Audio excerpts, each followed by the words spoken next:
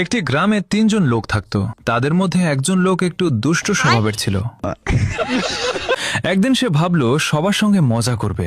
সে বাড়ির সামনে দাঁড়িয়ে চিৎকার করে বলল, বাঘ এসেছে, বাঘ এসেছে। সবাই দৌড়ে এসে বলল, বাঘ কোথায়? সে বলল, কোথাও না, আমি শুধু মজা করেছি।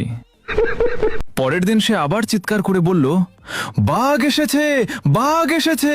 আবার সবাই দৌড়ে এলো, এসে বলল, বাঘ কোথায়? সে আবার বলল, বাঘ আসেনি, আমি মজা করেছি।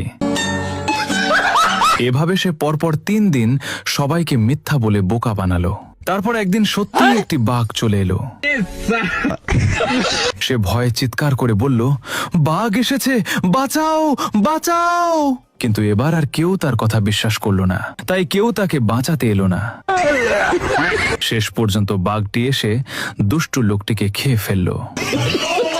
শিক্ষা: বারবার মিথ্যা বললে একসময় সত্য কথাও কেউ বিশ্বাস করে না। সবাই বাঘটির জন্য একটি লাইক দিয়ে দাও।